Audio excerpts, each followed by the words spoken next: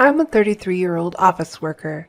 My husband, Tony, is 5 years older, and we've been married for 7 years. Currently, due to certain circumstances, I live with my mother. Please ask me how I ended up in this situation. Going back 2 years, Tony and I built a house. At the time, Tony had just switched jobs, and we didn't have much in the way of savings or income. Tony's previous job was at a major corporation. However, he suffered from insidious harassment from his boss, leading to sleepless nights, and a few months later, he became unable to go to work. He consulted a psychiatrist and took a leave of absence for about 3 months, but with no signs of recovery, he ultimately resigned. After that, we managed to live on my salary alone. Tony, unemployed for 2 months, began to regain his energy. He started eating well and sleeping again, and his psychiatrist was happy about his speedy recovery. My positive, beloved Tony was back. From there, he vigorously searched for a job. His experience at a major corporation was an advantage, but due to his reason for resignation being mental health, finding a new job wasn't easy. During this time, we found a small company that needed him. His salary was about 2/3 of what he used to earn, but seeing his eyes shine as he said, "It's way better than being jobless. Let's do this," it made me happy. Moreover, it was in the field that he wanted. We wanted to have children, but it was clear that life would become difficult if I stopped working. As a result, and because I also loved my job, we gave up on having children. At the time, we didn't think about building a house as it was just the two of us. However, a cloud overshadowed our peaceful life. My mother, Karen, became paralyzed due to a traffic accident and had to live in a wheelchair. Since my father passed away when I was in middle school, Karen had been living alone. Our family home was an old house. It was far from being wheelchair friendly, with many steps. Tony then suggested, "I'm worried, let's live together." Karen and I were surprised, but I love this kind of unexpected kindness from Tony. Tony had just changed jobs, so we didn't know what would happen, but we decided to apply for a mortgage. As expected, it was difficult to get a loan due to the short length of his current employment. But we possessed something unbeatable: determination and an unbreakable spirit, our greatest strengths. We persisted, trying out a 5th mortgage company. It was indeed difficult to get Tony's loan approved, but the loan officer proposed various options to us. We took a chance on one of these proposals, and it led to a successful loan approval. We finally decided to buy our own home. I had always dreamt of living in a house filled with the scent of wood. Thick, exposed wooden beams on the ceiling, customized storage spaces designed just for us, a kitchen adjusted to my short stature, and a spacious flooring made of cypress. Of course, it is a barrier-free single-story house. The house is perfect for comfortable living in a wheelchair.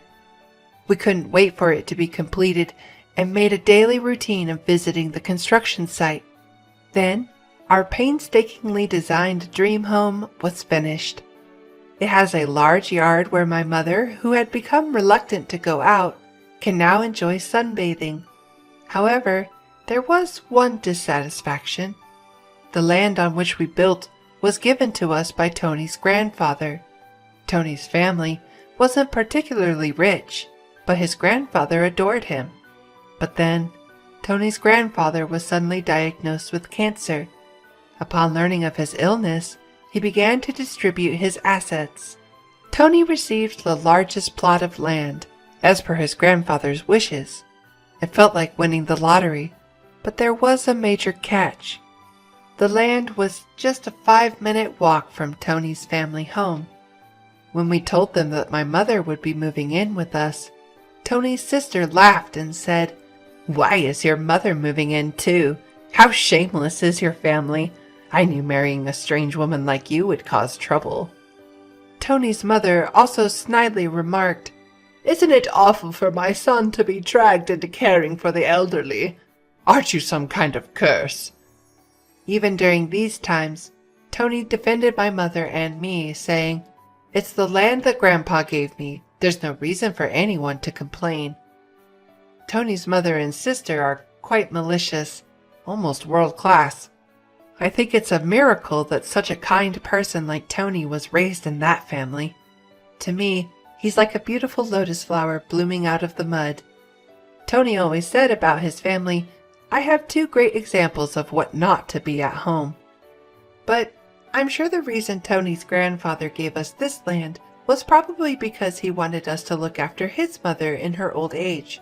He also had other properties and gave Tony's sister a parking lot located 10 minutes walk from their family home.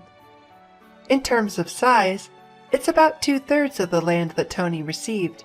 However, it already has a full parking contract, so the monthly parking lot income is significant. Personally, I would have preferred that. But you can't complain about a gift. It is something to be grateful for.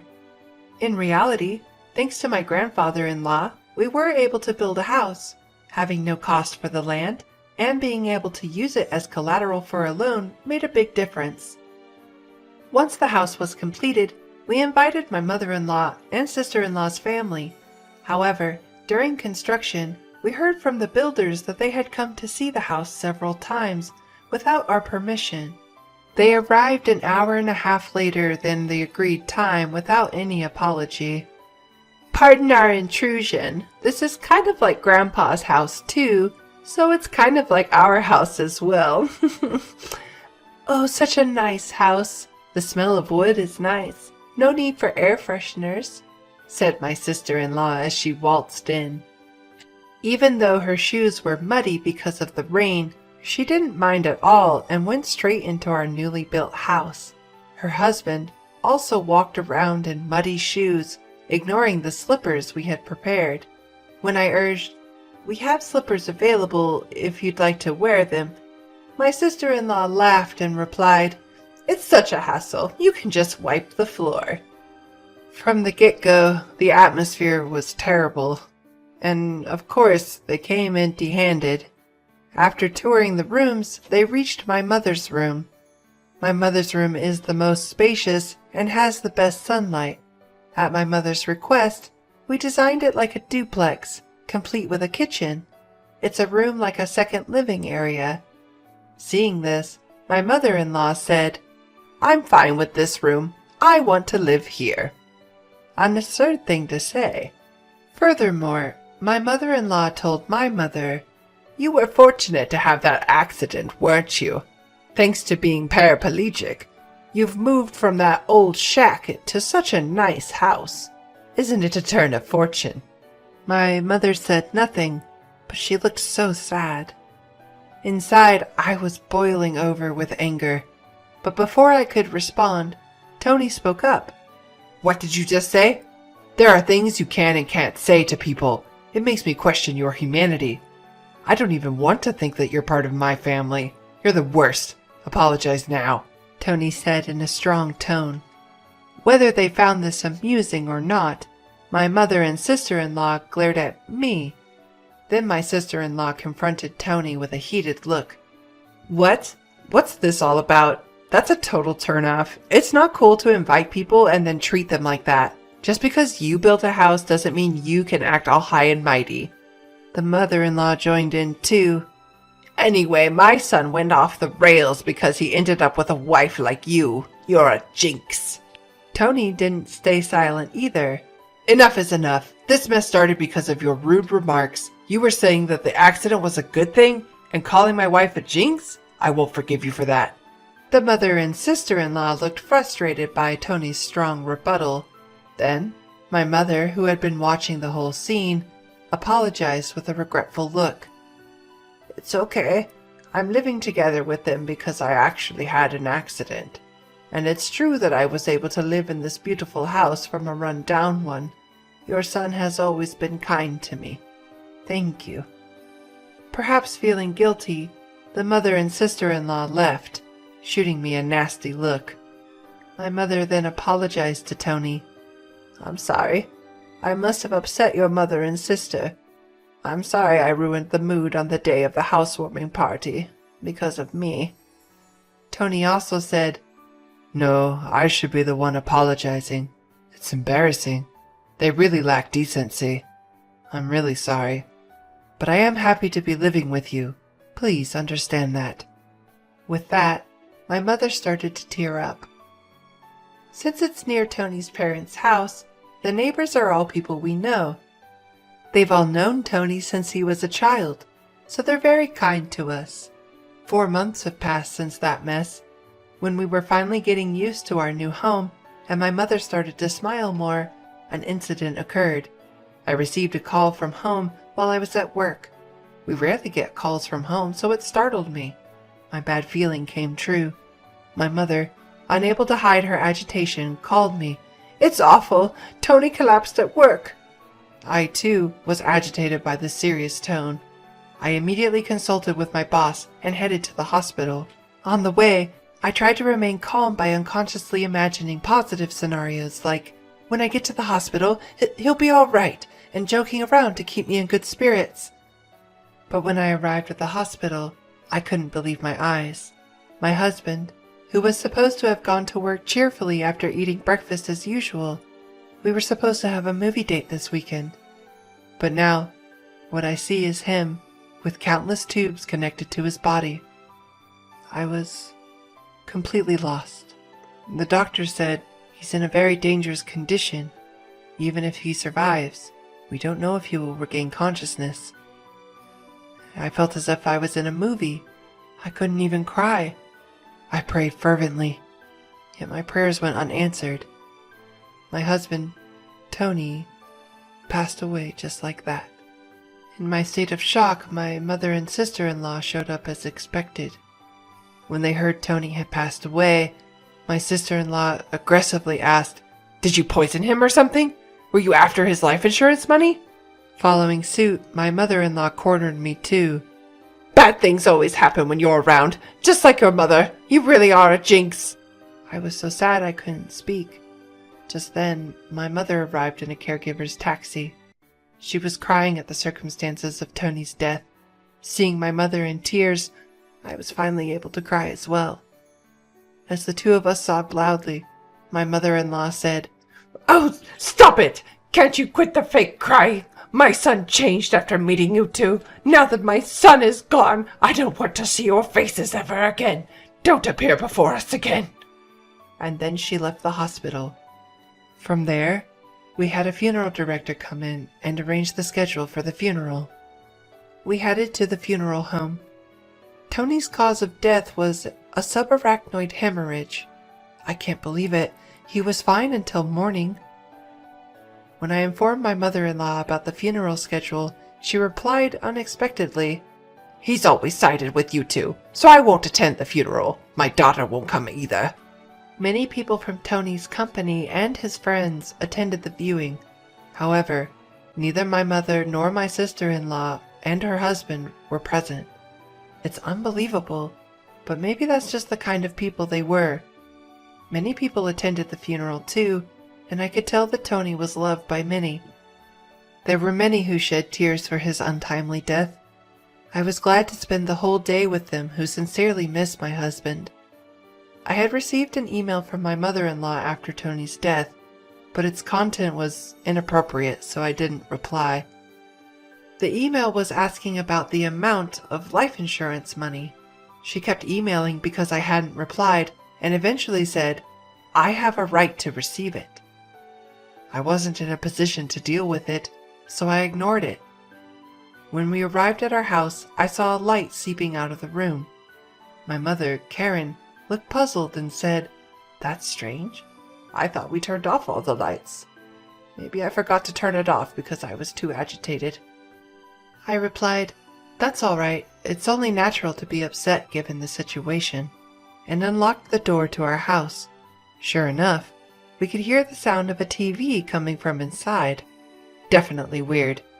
My mom and I exchanged glances, then fearfully entered the room. There, sitting in the room, were my sister-in-law and her husband. "What are you doing?" I was so surprised that I couldn't even raise my voice. The living room was filled with unfamiliar furniture and boxes. We had absolutely no clue what was happening. My sister-in-law then said, "Why did you just barge in here?" "Well, it's your first time, so I'll let you off the hook. We're taking this house. We sold your stuff, so leave." My mother and I were utterly stunned. We had no idea what was going on. When I asked, "Where did our stuff and furniture go?" she nonchalantly replied, "We had a resale company come today and they took everything. You had some pretty good furniture. We got a good price for it. We bought this furniture with that money. Who wants furniture that a dead person used? It's bad luck, isn't it? I'm the type to care about such things. Your stuff is packed in these boxes. I don't know if you're minimalists or just poor, but it was a relief that you had so few things." The furniture was carefully chosen by my husband. I absolutely couldn't forgive them. My mom was also furious, her face turning beet red, but she was too shocked to reply. I immediately called the resale company. After explaining the situation, they agreed to treat the items as stolen and return them. Honestly, now that my husband is gone, I want nothing to do with his family. But I do feel a desire to stay in the house filled with memories of him. As I was struggling with these feelings, my mother said to me in a voice only I could hear, "What do you think Tony would say if you were here now? Maybe he'd say we should leave?" I'm sure that's true. Tony always used to say, "It's worth spending time with people who understand you, but there are also people who just won't get it. No matter how much you explain, it's a waste of time dealing with those low-level aliens." He was in fact talking about his mother and sister. I can see it clearly now. If we continue to live here, his family and relatives will keep interfering. I impulsively signed a lease on an accessible apartment. My mother was taken aback by my decisiveness. I asked the resale company to keep the furniture for a few days, and it was moved to the new apartment 3 days later. In exchange for moving out, I made the mother and sister-in-law promise to cut ties with us. And so, a new life began with just my mother and me in the apartment. It seems that Tony had so many life insurance policies, it was almost obsessive. Tony often joked, always with a smile, "When I die, you guys will be rich." True to his word, my husband left my mother and me enough money to be comfortable for the rest of our lives. He was unable to secure a mortgage when we bought the house, so, being an employee at a major corporation, I purchased the house under my name.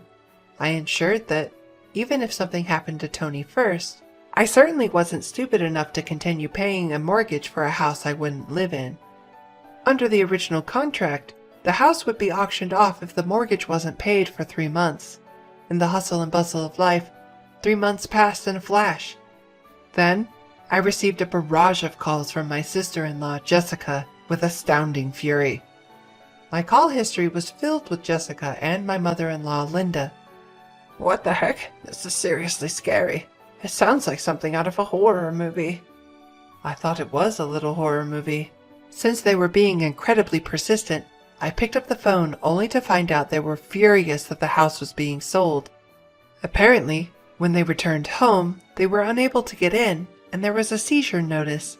Jessica and her husband moved out of the apartment they had been living in since Tony passed away, and Jessica had also quit her job.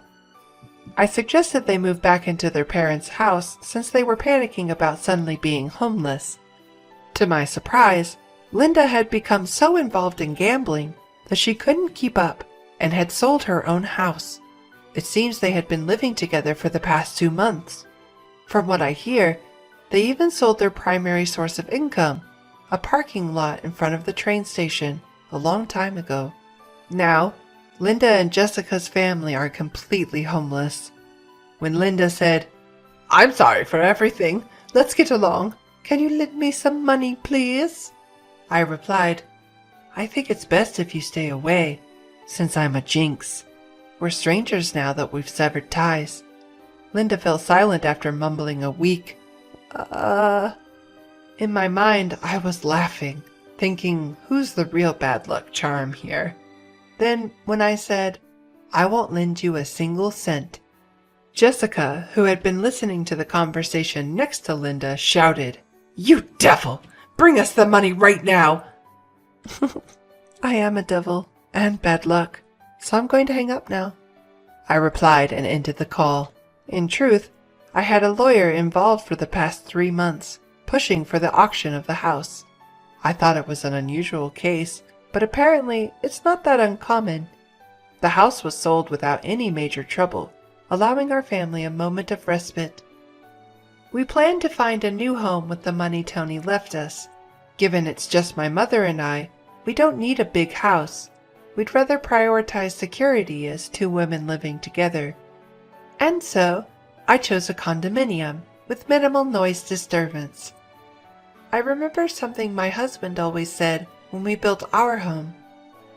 People can get energy from the sun, so let's create a place where the mother-in-law can enjoy her hobby of reading in the garden without feeling self-conscious. With those words, he had made a spacious courtyard for her. So I looked for a condo with a large balcony where she could enjoy her coffee and read. It's smaller than our previous home, but the room is spacious enough to house the furniture my husband proudly chose. The piece of land that was gifted to us by Tony's grandfather was expansive, and the house sold for more than expected. With that money, I bought a rather luxurious condominium. The security is top-notch, so my worrywart husband would surely rest easy. And I heard rumors about my in-laws' family. Our old neighbors were worried about my sister-in-law's family suddenly moving in. My mother-in-law and sister-in-law's family were left homeless. They even tried to borrow money from neighbors. In the end, they couldn't borrow anything and ended up living in public housing after consulting with the community. But they're stubborn people, so it seems the trouble never ends. From what I've heard, they caused a commotion by having a barbecue on their small balcony. Their thoughtless actions must have shocked the locals. And whether it's due to a lack of money or just frustration, they seem to have loud arguments every night. People are saying they're causing such a racket that it sounds like things are being thrown around. My sister-in-law's husband left a long time ago, and now it's just her and Linda living together. It's quite the contrast to my peaceful life with my mother, although we're both 2-member households. It seems that the neighbors are banding together to try to get this nuisance family evicted. No matter where you go, if you're a nuisance, people won't welcome you. And what goes around comes around. I just want to live peacefully and quietly, estranged from my embarrassing family. I believe that Tony is surely watching over us. From now on, I plan to live my life without causing trouble to others, and do my best to live not just for myself, but for Tony as well.